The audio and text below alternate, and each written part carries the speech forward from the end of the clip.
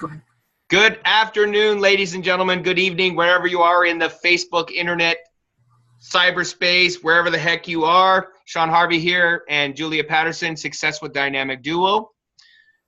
I don't know what's in store for you today, but I got my seatbelt fastened because I know it's going to be big. Make sure you have your seatbelt fastened too. Julia is going to introduce our guest for today. She comes from the other side of the pond, so it's probably later there than it is here. Maybe, I'm not sure. I don't even know what the time zone is, but it doesn't matter. You're going to be in for a time zone treat. Julia, take it away. Thanks, Sean. Welcome, Martina. Thank you very much for joining us today, and everyone else that's on. It's really exciting to be able to do this with everybody and have an audience. It's just sometimes we do, sometimes we don't, right? Anyway, Martina, as Sean said, is from Scotland, and she can fill you a little bit more in on all the things that she's doing. But I actually met Martina through a 30-day video challenge, and she really, really inspired me because of her story. She has an amazing story, and I mean, you talk about persistence, people who don't give up. My name is Martina. She's just amazing. She does a whole bunch of things, and it's just amazing, but I've watched her blossom and grow. And she's a photographer, she's a graphic designer, she's got a job as well, and she's making it happen. Martina, if you would be so kind as to share your story with us today, whatever you feel comfortable with, because I know that it's really big, right? And any aha moments along the way, because I know you've had a lot of breakthroughs in the time that I've known you, and anything that you can share with us that keeps you motivated, inspired every day. And like I said, thank you very much for being with us, and go ahead and just fill us in, baby. Thank you very much for that introduction. My name is Martina Martin. As probably all of you on here do know, my nickname to others online would be Tintin, which is a family nickname given to me by my sister. I come from Scotland, and more precisely, just outside Glasgow, in what you would call the suburbs, basically. My kind of industry background is that I'm a qualified graphic web designer, which I've done for the past 10 years. But because of the industry crash here, I ended up opting to do a plan B in order to pay my bills. So I work for the National Health Service here as well as a medical receptionist.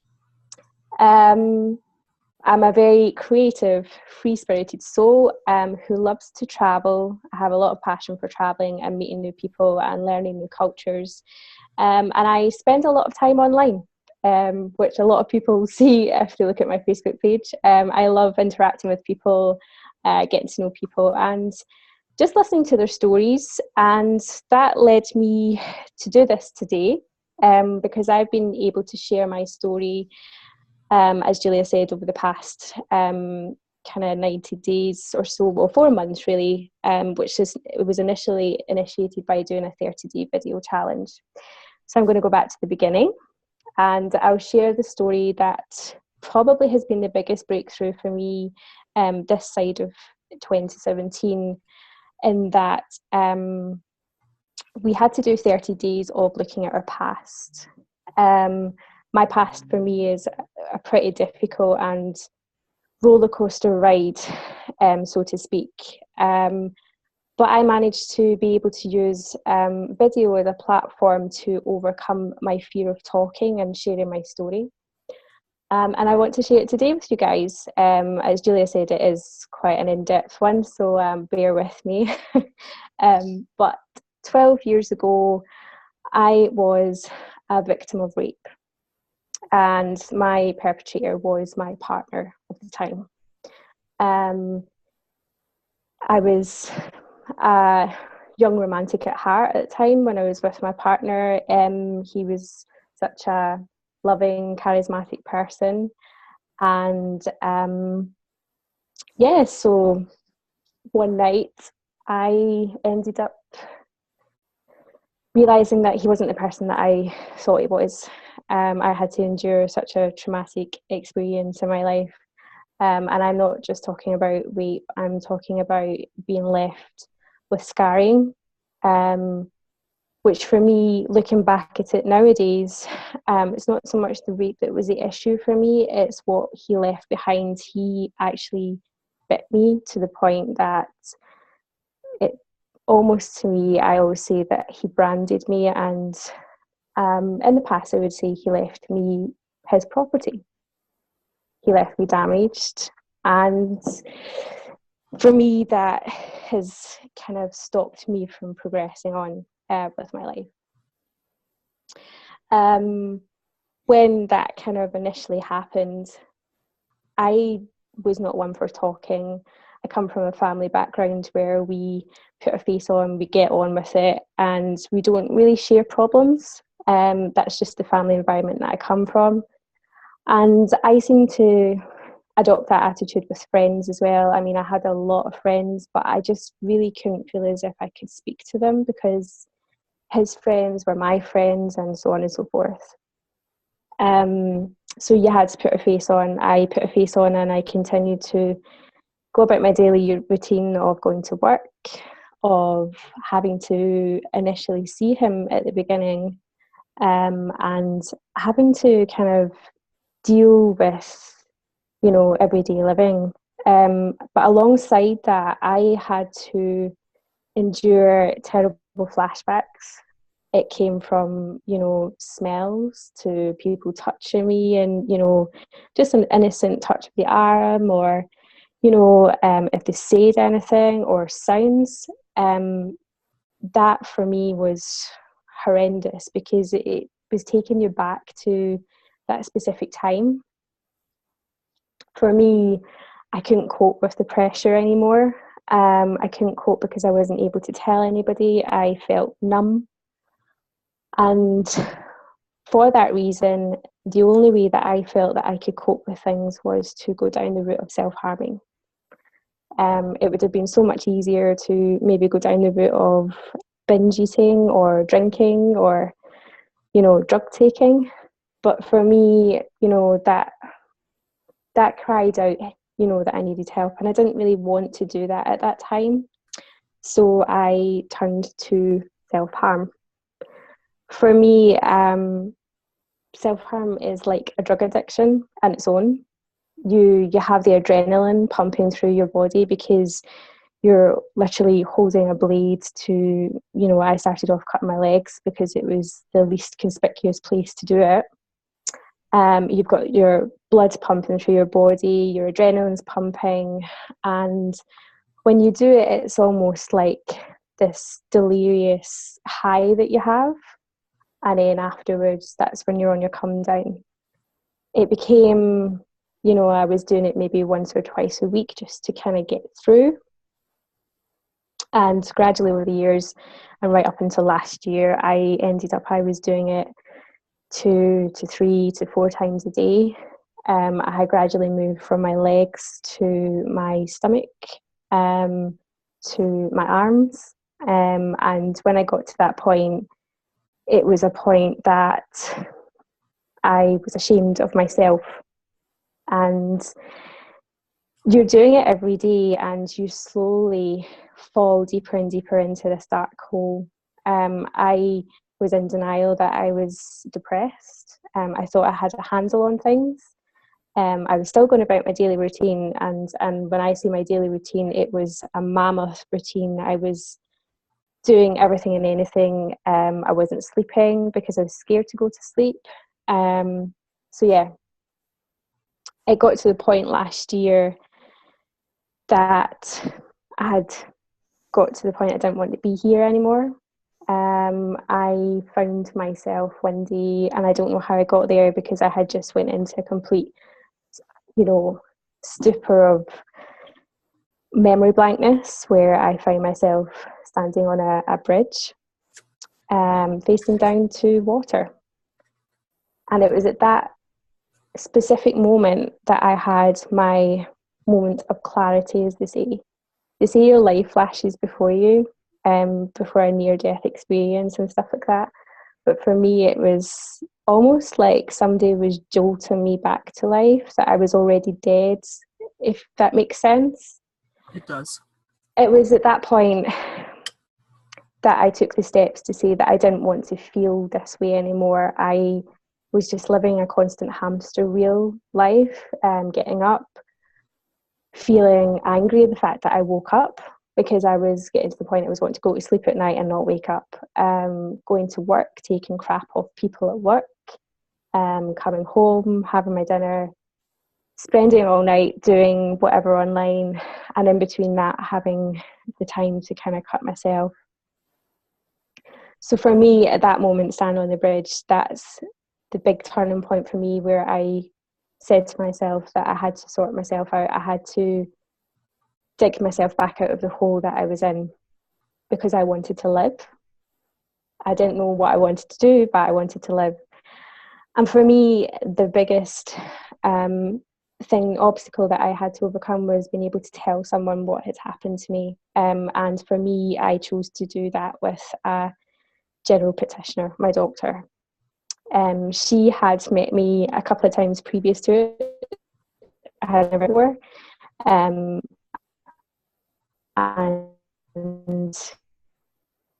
pretty good in terms of that she knew there was something wrong but couldn't push me on what the problem was. So the day that I took that step of walking into her room, I just broke down, and that was something that I had never done. Being able to cry, being able to talk about what had happened to me, and being able to show someone exactly what I had done to myself. And in the space of 10 minutes, literally it was like word vomit coming out. I felt that slight relief that someone else knew my issue and I wasn't just keeping it to myself. I felt a little bit of a weight lift off my shoulder, and I'll never forget it. She actually stood up and she congratulated me. She shook my hand and she told me that she was really proud of the fact that I was able to sit down and confront my demons, as she said. So that was last year, about kind of March time. She referred me on to a psychologist, and since then, probably about June time, I was attending a counsellor. For me, again, having to share the whole experience with someone made me really apprehensive, but the more I was pushing myself, the more I was becoming better within myself. I had to do really intense therapy sessions, something called EMDR, which basically is about jolting the brain waves, and I had to keep reliving that memory and keep telling the same memory, and gradually it has become nothing but a memory. I don't get any physical sensations from it. I don't get the same way that I was when it originally happened to me, and the years after that. And for me, that was such a big and uplifting experience, because the more I was sitting telling myself what was happening and telling someone else what was happening and getting compassion back from it, it was making me a lot better within myself. At that time, going through, therapy, again, it's something that I couldn't tell anybody I was doing. I decided to connect, with a lot of people who had a higher vibration level than me.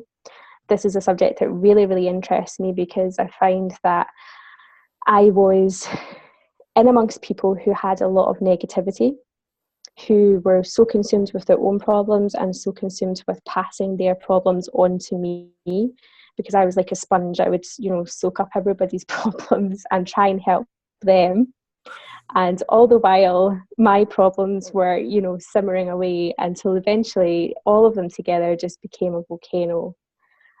So I decided that I didn't want to do that. I wanted to break out and, start interacting with people who had such a positive outlook in life. I kind of got connected with one or two people online, on the online world, because that's where I felt most comfortable. And I was connecting with people who loved traveling, who loved art and design. And for me, that was igniting my passions, because over the past 10 years, I've gradually stamped out every passion that I had, every dream, every ambition that I had. I was just a girl who was settling for what was coming my way and not dreaming big and not pushing forward with any ideas that I was having. And from that, kind of dealing, speaking away to other people, I was gradually getting that kind of oomph back where I wanted to go out and have fun. I wanted to go traveling, and I started doing my art and design again, which is something that I haven't done in such a long time. And through all of that and meeting people, I then came across the 30-day video challenge, which was in November. And I watched a lot of people that I knew. I listened to their topics, I listened to their stories, and for me, that was a big turning point for me, because I thought to myself, this is a platform that I need to be able to build confidence in myself, because I had no confidence, and something that I would be able to get my vocal skills working, because I was a person who really didn't like talking to people. And alongside that, it was quite interesting because I was watching Mike and Michelle Aldo and their vibes that they give off of personal development. That was a subject matter that I really didn't believe in when I first came across it. And I hooked up with Mike and we were talking away, and he recommended some books. So it was something that every day now I do a lot of reading. I like to do a lot of personal development work, which includes doing mirror work, because with that, listening to people and listening to them and what they do, I've been able to adopt that and practice it myself, and telling myself that I deserve to be on this earth, I deserve to live, I deserve to dream, and so on and so forth. It was in January that I took up the 30-day video challenge. And yeah, as we were talking earlier, I've got to say the starting point of the video challenge for me was probably the most nerve-wracking thing ever. Even compared to starting school, it was nerve-wracking. Like, I started off doing my videos in the dark, like, because I had a really dark room at the time, with my hood up and my hats on. It was just so nerve-wracking that I kind of thought after the first 3 or 4 days, I can't do this. There is no way that I can do this. Feel stupid and stuff like that. But the community that we had round about us, or my family as I call them, and even people who weren't right through to the end, we all became a family unit. We were supportive of each other, and I loved that because that's something I never ever really experienced, just because of the lifestyle that I grew up in. And it was amazing because I had people show me so much support, and laughing alongside me and seeing me for who I really was, because that was something that I couldn't do either. I couldn't see myself for who I was. I was seeing myself for that someone else had created. The first 30 days saw me accomplish one big breakthrough, that I was able to touch on this subject. Wasn't as in depth as what this chat tonight is, but I managed to touch on it, and for me that was a turning point in me becoming much more confident in myself. It made me hungry for more, and I was using it as a platform, not just, it wasn't really to talk to other people and for other people to see me, but it was also using it as a platform and a foundation for me to be able to go out and tell people my story. And I was using it more like my own therapy session. Like, I was talking to myself, telling myself how I was feeling. And a lot of people say they never ever watched themselves back on video.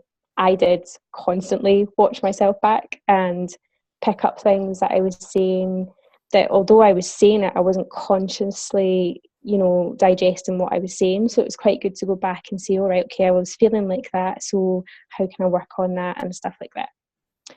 From the 30 days, I progressed on to the 60 days, which was looking at the future.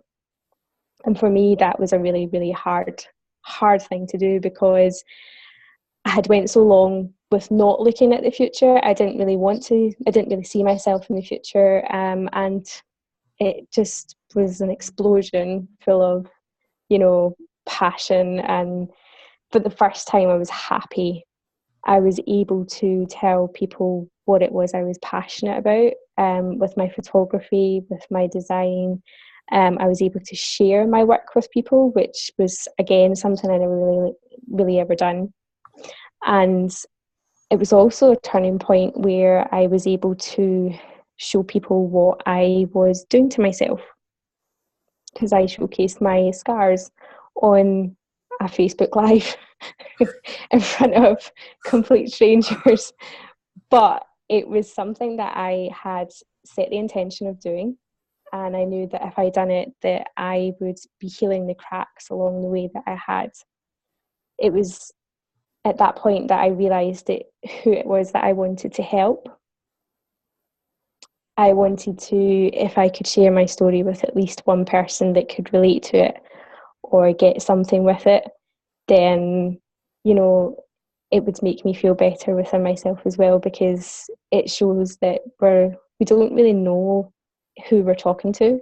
We don't know what past they've had, what's going on in their life. As I say, you don't know what's going on behind closed doors. Someone could have a facade about them and then be completely different, which I done. And I wanted to be able to take my story and share it with people and show them that, for me, it was a long struggle. It took 12 years for me to get to where I am today. I nearly wasn't here. I've self-sabotaged myself. I've hated myself, and everything about it. But there has been light at the end of the tunnel. And I've went from being in that victimhood of being a victim to someone who's been able to stand up and say that I'm a survivor. And along with that 60-day, point in my life, I was able to see where I wanted to be in 5 years, where I wanted to be in 10 years. And I've been able to get a plan together on what I want to do with my life. And yeah, so from there, I'm moving on and doing the 90 days, which was about the now. For me, that is a big transition, because a lot happened in the now. I went from staying at home with my parents, and I made the decision to move out of home, because I felt that was something I had to do. It was something that I had to do with the help of, to help me recover. I changed my hair colour and my hairstyle. I've gained a much more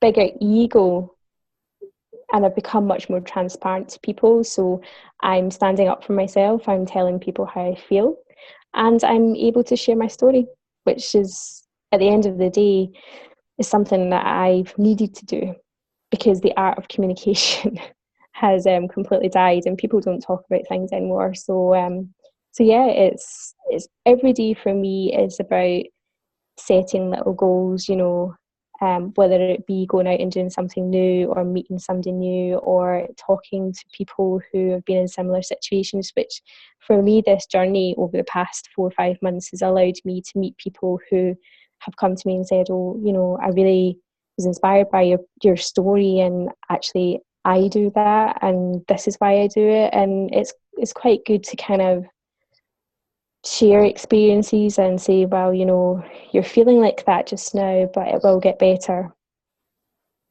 Doing this process and doing counselling, and looking at myself a lot more has actually made me forget about self-harming, because I have now went 5 months without cutting myself.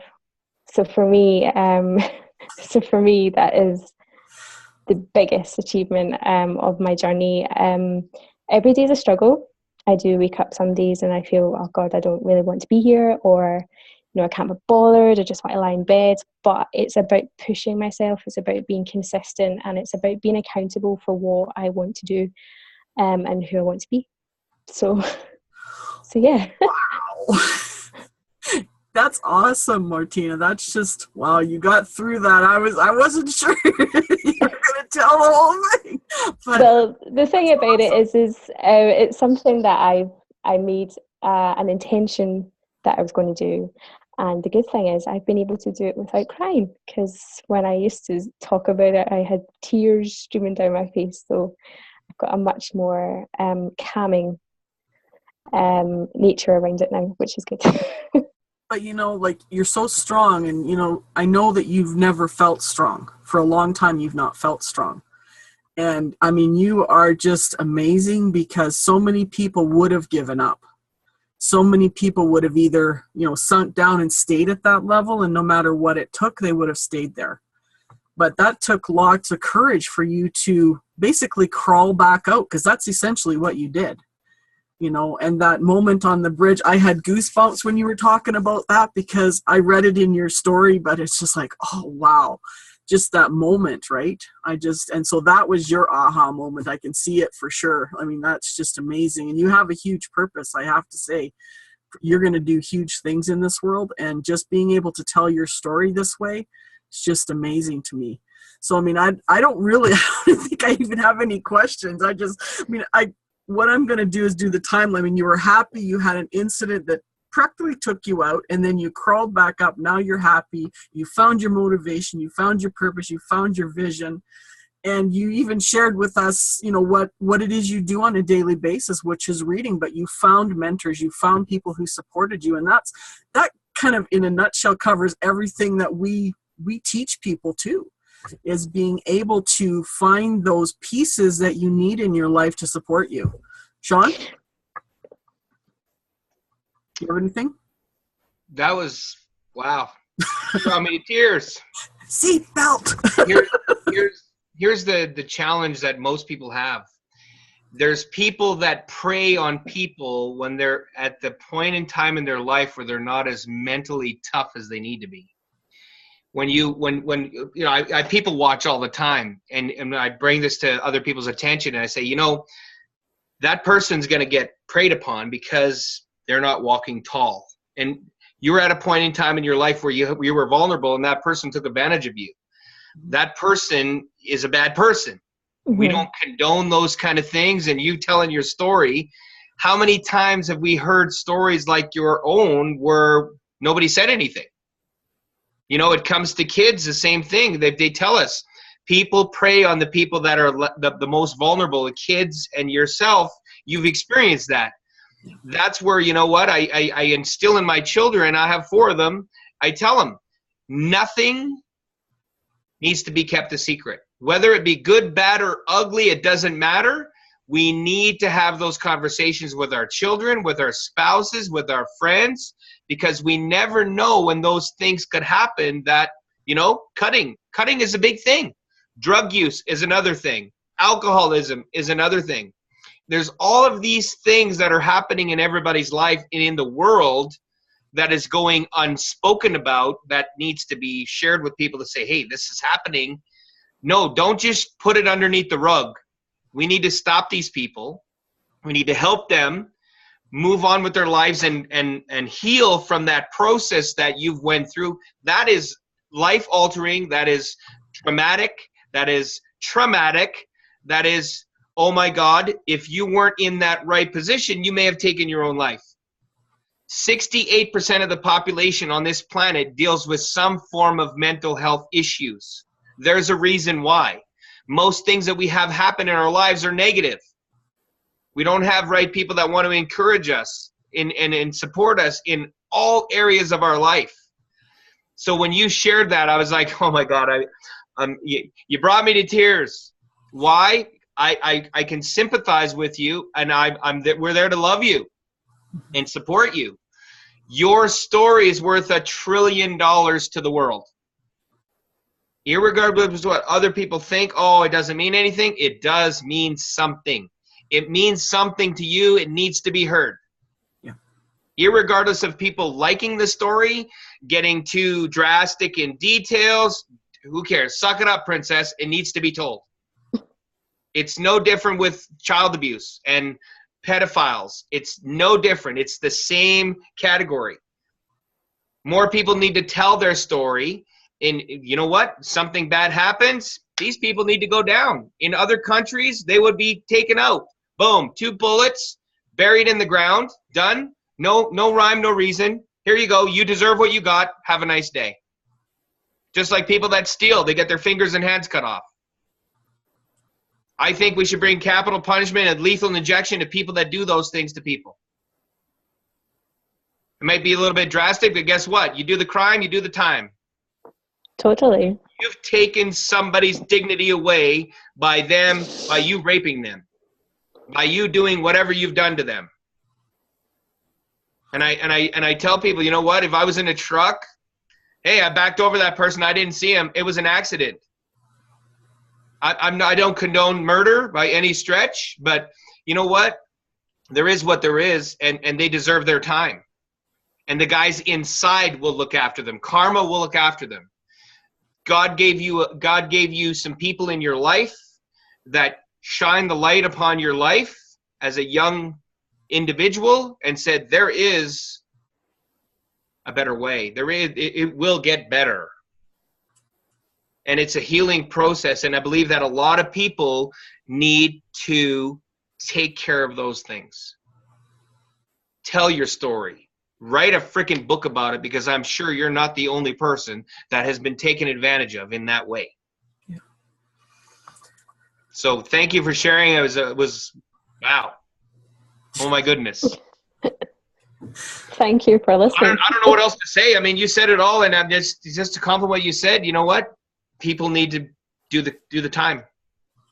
It's not right to take advantage of people, and people do it for seniors as well. It happens. It's sick, but those are people that have probably not led the life that they should have led with the leadership of their parents, and that's why they ended up the way they are today.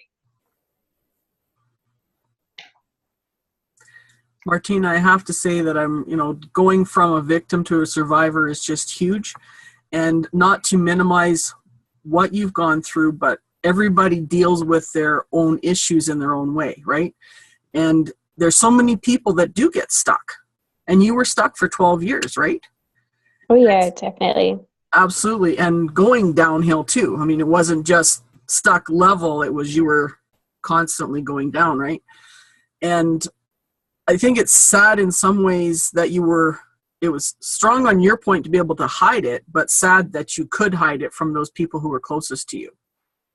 I'm not blaming them. I'm just saying that that's just huge that you were able to hide it. It's just amazing, and I think when something like that happens to you, there is a lot of elements of shame about it. Yep. You feel ashamed. And for me, even growing up as a child, I was quite a closed book, very quiet, very shut off, but would interact when I had to interact. So I think from my childhood experiences, that kind of helped me be able to mask things and make things look normal. Martina's laid back. Martina's the person to go to if they had a problem. I brought everybody in and I dealt with them and, helped them out. And at the same time, some degree of it, I thought I was helping myself by burying my head in the sand with other people's issues and not my own. So yeah, I think there's been an element of being quite good at what I done and hiding things. But at the same time was a big downfall for me as well, because it could have been 10 times worse. I understand the shame part, because I was in an abusive relationship and my daughter was abused as a result of her father. And, I understand the shame because you don't want people to know. But the real healing comes when you take that first step and you reach out to someone and let them know that you're hurting, let them know what's happened. And it's not easy, but it's necessary for healing. And it just eats us up inside if we don't do something about it. I totally get it. It's just, I got goosebumps all over the place here. So this is actually not Success with Dynamic Duo. It's Goosebumps with Success with Dynamic Duo. That's what we do. And you know what? I haven't told a lot of people this either, and I got to tell more. I was physically and mentally abused as a child. I took beatings from my mom and my sister and my brothers and my grandparents. Because of the leadership I had in my life when that relationship ended with my adopted father, I'm not an abusive person. Do I get angry and want to beat somebody some days? Yes, because I hate stupid people. Can't cure dumb. I'm still waiting for that stupid pill to be created to say, you know what? How do most people survive in their life up until now? It's like, really? You know, you put on your shirt, you don't have to think about it. But that's a different conversation. But here's the thing on that. If you don't tell your story and it happens to one of your friends, you will beat yourself up for the rest of your life. That's why it's critical to tell it's not going to be comfortable, let me tell you. You're getting out of your comfort zone again, and you're going, shit, I got to get out of my comfort zone again. I really don't want to do that. What am I going to do? Going to have the news here, going to have the cops here, all this other stuff's going to be going through your mind, and you're going to be feeding yourself excuses as to why you shouldn't tell on that person. I mean, if I was in your position as a female, and I had that same traumatic experience happen in my life, you would be wanting to talk about that at the top of the mountains so that it does not happen again, because you know how traumatic it was for you. Does that make sense? I would say now, like, advice, being able to do what I've been able to do, and for me it's been such a short space of time, although it was 12 years ago, being able to talk about it, confidently, and, you know, not feel like back there again. I would say, and I have said to people that I've spoken to who have come and said, you know, this happened to me and I do this, and the first thing I do say to them is, you need to tell someone. You know, see if, regardless if it is someone who you don't know, who is impartial, you need to talk about it. You need to be able to get it out there. For me, I have that element in my head, or have had it in my head, because I've learned to forgive myself for my part in it, in that he's done it to me, he's probably done it to other people before me, and they haven't spoken about it, and he's probably went on and done it to other people after me. And for me, a long time I blamed myself for that. So for me, just now, and being able to talk about it, I say the art of communication has to be brought back, where people need to be in an environment that they feel comfortable to be able to share these experiences. And as I've learned along the way, you know, the more you talk about it, the more people come out and say, well, you know, that's happened to me as well. And so, yeah, I do definitely agree that the story needs to be out there, and it needs to be shouted from the rooftops, because it's going to help people at the end of the day and save people at the end of the day. So. Absolutely. I think most people are a little bit selfish in that department, and they're selfish in other departments too. Oh, what's my friends and family going to think if I go and turn this guy in or say something? You know, I was in a relationship with him, I cared about him, I loved him, all that other stuff, blah, blah, blah. But it's still, at the end of the day, it wasn't right, and it should not have happened. It's not your fault. Somebody took advantage of you. They need to do the time, whatever. That needs to stop. And people need to stop thinking, well, what other people think about you doing what you did. And you did the right thing. You have to tell people. If you're, and don't take this the wrong way, guys, but if your parents are that inept that they're not something going on, then they need to wake the hell up. But they're so busy in their lives that sometimes us as parents maybe not see through that part of the light. Yeah, definitely. Because they're like, oh, I don't want to believe that that's happening. No, that's not happening. My son's not abusing drugs. My daughter's not taking alcohol every day and getting drunk. Or your story. People need to understand and have more of an intimate relationship with their children about communication is the most important thing. We're not going to like some of the conversations we have with our children. But guess what? As parents, we need to be there to support them in whatever challenges that they have. It might be a scenario where your son or your daughter comes out of the closet and says, I'm gay. It all has to do with the relationship you have with your children. If you have that relationship with them, they're more likely to tell you these things, good, bad, or ugly, and they can move on with life, because we only have one life.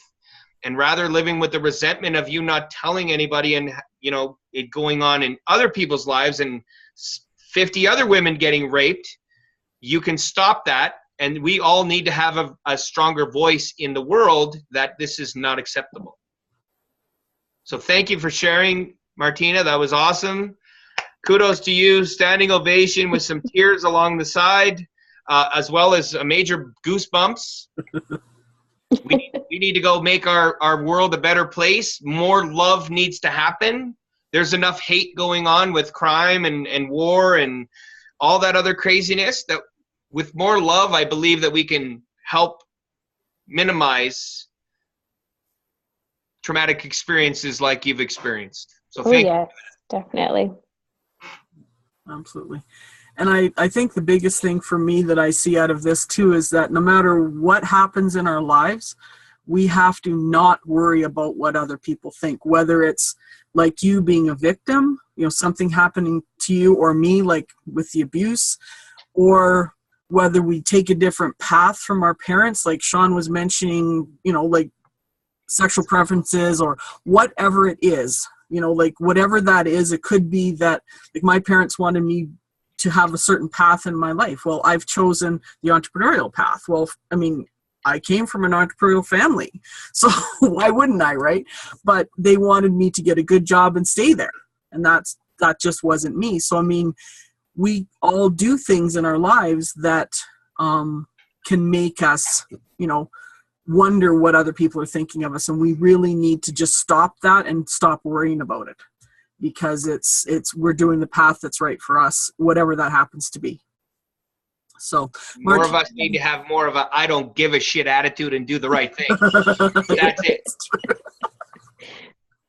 Yes, we do. You're going to make some friends and you're going to lose some friends. But at the end of the day, we've done the right thing, and that's the most important thing. And if you can't change your friends, right, Martina? Go from the negative to the positive. Yeah, absolutely. That's huge. You're going to make some friends and you're going to lose some friends in your journey, whether it's good, bad, or ugly, or a business or a job. Yeah. I've lost a whole bunch of them because they say I'm crazy because I was in the financial services world. And you know what? I got 800 more of them than I had when I left. Plus, they made up for what I lost. Guess what? It's their loss, my gain. And I look at it this way. It doesn't matter what business you're in or what you do. If I'm your true friend, I'm your true friend, whether I drive a BMW, a Mercedes, or a freaking Toyota Matrix. True? Totally, yes. Too many people prejudge other people. And you know what? I'm still going to be their friend, even though we're not friends. I know that they'll come back one day and I'll be there with open arms and still love them the same. Yeah. Oh, yeah, definitely. I've learned that along the way. And I've learned... I probably would say now I'm stronger to stand up for myself. If someone had a lot of judgment for me, then I would kind of take it and I would kind of muster over it and make myself feel a lot worse. So I the one good thing is I can now turn around and say, well, I don't need you in my life. I'll not kind of make a scene about it, but they always do come back eventually. And I love that, I'll welcome them back with open arms. So yeah, like the good Lord says, there's going to be people that are going to come into your life. You're going to learn some things, and they're going to leave. Yeah. And then there's going to be people that are going to come into your life. You're going to learn a whole bunch of things, and they're going to stay there for the rest of your life. Those are the ones that are meant to be. Truth. Yeah, Boom. absolutely. Will, do you want to say something? I didn't really hear the whole conversation. But keep those people that love you close. Absolutely. And those that hate you, keep them close too, like my friend Sean said. They will be coming back one day. Always have your arms open. But your haters will eventually be your employees because they'll be asking you if they're hiring. That's what I've been told. Yes, sir. Smack people with kindness. You know? And I feel like that's the only way sometimes. Try to bring peace to everyone, but sometimes in a sense in life, people have to learn and you have to pay for your mistakes, because how would you learn? You know, if you don't pay for your mistakes, then you will never make it right. And I've been hearing a little bit coming in late, and I don't respect people that do what you was talking about. It's one crime that I'm a very God believer, I'm spiritual, but I'm sorry, let him forgive you. I can't forgive those type of things. It's just, that's the worst thing you could do to another human being. Those people are just sick, man. And I cannot respect that. I'm sorry. I'm sorry if I'm sounding wrong right now, but sometimes, man, you could just grab scissors and cut it off. You know, I can't respect that. If I see something like that happening in front of me, I don't know what I will do. That's all I can say. You know what, Will? I don't know. I learned something a long time ago, and I've never been incarcerated. I God bless everybody that has, because we all make mistakes. Nobody's perfect. But I know this. I've heard from people that have been on the inside that the people on the inside will look after those people, so we don't have to worry. Because that's the number one thing, that those guys get beaten up. They get put in solitary confinement where they're by themselves for that reason, because of the crime that they've done, especially rape, pedophile, child abuse, anything to do with the sexual crime. They don't leave, and that's the karma that they deserve. And I don't believe in death. I don't believe in killing, but those people inside will take care of it. I've been in there, and I've seen it happen. Yeah, I could tell you that much. Mm-hmm. I had an experience with a guy that he went to jail because someone raped his 7-year-old daughter, and he killed this man.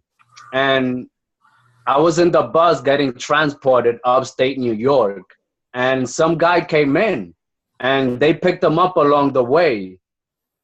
And he was an African-American guy. And the guy that was sitting next to me, he was full of tattoos everywhere. He's been in jail probably for 10 years for murder. And the guy that had came in, another guy from the back started yelling at him, "What you in here for? What are you in here for?" And another guy that was next to that dude, he tells him, "We know what you in here for. We know especially what you in here for." He raped a 10-year-old girl. When the guy next to me heard that, oh, wow. You know how they chain you together? Mm-hmm. Bro, when this guy pushed over me, he dragged like 5 people with him. And he started beating the crap out of this guy. And the first thing they told him was, if you went here for 10 years, we're going to do the same thing to you for 10 years. There's 2 things they don't respect. And it's you hurting women and you touching kids. Rape is not something anybody respects in jail, because everyone in there is either for murder or for drugs and stuff like that. But remember, everybody has a mom and everybody has a son or a daughter.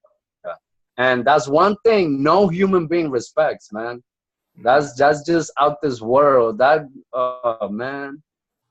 I can't even fathom to even try to explain that. I don't know how people could go through, thinking about something like that. I have 2 daughters, and I don't know. I would not condone murder by any stretch, but I don't know what I would do if that happened to one of my daughters. I would not want to be held.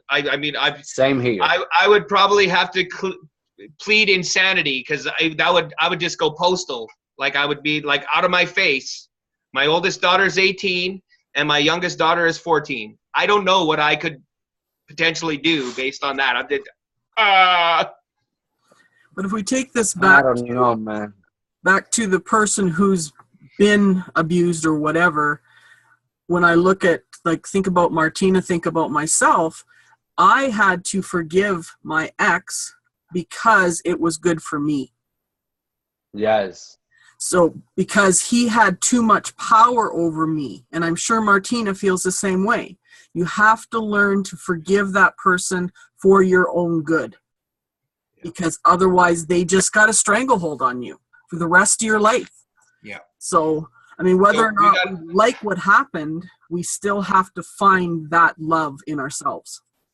Jose's got a question. I'm going to go ahead. I'll unmute you. Go ahead, Jose. Well, really, I don't have a question. I just wanted to say, Martina, I love you, girl. I've known you for what, 3 months now? Longer than seen that, the Jose. growth. Longer than that. Yeah, probably. Is that these months has been going so fast because of the video challenge. But Yeah. I've seen you get the strength to talk about your story. I could relate with you a little bit. That was my twin brother that was just talking right now. We come from that past. I feel bad for people that do that when they get to jail. They do it to somebody else, and then they go in there, and they hope to God that it does not happen to them. But that's too late, because you already did what you said, Sean. I can tell you this much. I got 7, with me and 7 brothers. I got like 12 nieces.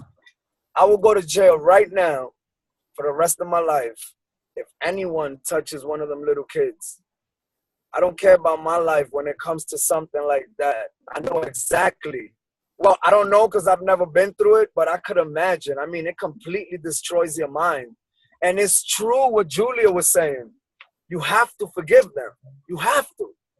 If not, they're always going to be choking you till the day you die. Till the day you die. And your story has to be spoken. See, I hid for a long time about my story.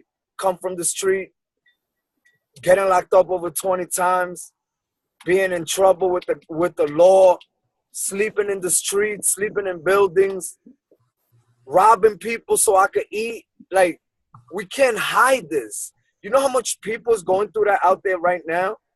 And they don't know how to leave that world, but then they see someone come and say, you know what? I've been through that, and I got out.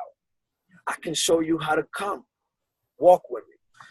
Same thing with you, same thing with Sean, same thing with Julia, same thing with Will, same thing with all of us. We are the change makers. Without your story, people won't know that there's a way out. So it's really all I wanted to say. Thank you, Martina, for being the tough girl that I know you are. Thank you for speaking out, because a lot of people don't. And it's the reason why these keep doing what they do. It's the reason why, because people don't talk. Yeah. So thank you very much for speaking your story. I got your back, girl. I'm here. Thank you. Thank you, guys, for inviting me. For sharing, Jose and Will. That was awesome. Welcome. Martina as well. Yeah. Well, guys, I told you had to have your seatbelt fastened. We're talking about a 5-point harness. Jose, put your freaking seatbelt on, bro. Safety don't take a holiday. You think I wasn't looking, bro? We got you. If you're looking at Martina, you're like doing a live on the phone while your sister or your boy's driving, you got to have your seatbelt on. And he's been in an accident already. That's the crazy thing. Oh no! Crazy, you know what it's like? Man. I drove a transport truck for 27 years of my life. Can you imagine at 100 kilometers an hour and 160,000 pounds hitting something without your seatbelt on? No. That's like hitting a freaking brick wall. Same thing. You wouldn't be here with us. You wouldn't be here with us if that would have happened. A steering wheel on that transport truck would break my back. I'd be done. So safety don't take a holiday. Anyways, guys, I told you that this was going to be rocking and rolling. To have your seatbelt fastened. This is something that is needing to be shared with the world. Do not keep it a secret any longer, because like Jose and Will both said, and Julia and Martina, your voice needs to be heard so that we can stop these guys and stop people from taking advantage of people when they're at the vulnerable time in their lives. So really quick, Will, I'm going to unmute you so that we can end, so we can carry on. Go ahead, bro. I just want to say thank you, everyone that's here. Thank you for the invitation. And I got to meet you today, Sean. And I love the way you express yourself. That's true. Sometimes people might not even like what you say, but it's coming from your heart. I appreciate that, because I'm just like that as well. Sometimes I don't give 3 what people think, and I love that you do that. I just love that. I love I'm the same way. I'll be as people like you. politically I correct just as do. possible. Absolutely. Thank you. I Danada. just wanted to say that. Danada. Thank you. So guys, stay tuned. We got to connect on Facebook. If we're not friends already, do that. We need to attract more people to our environment about telling their stories, about mental mindset, about decision making, about all the things that we need to be successful in life and potentially business if you're in a business. And it all starts from within to come outside. So guys, thank you so much for this. Martina, we love you from Canada, Alberta. Thank you so much for sharing. We look forward to connecting with each and every one of you on the next edition of Success with Dynamic Duo. Make it a great day. Make a difference. Reach out to people in your life that you love and tell them that you love them. Don't be scared to share your love with the world. Have a good time. See you next time. We're out from Edmonton, Alberta, and Calgary, Alberta, so we're just going to call it the province of Alberta. See you next time on Success with Dynamic Duo. Take care. See you God later. bless. Bye. Bye-bye.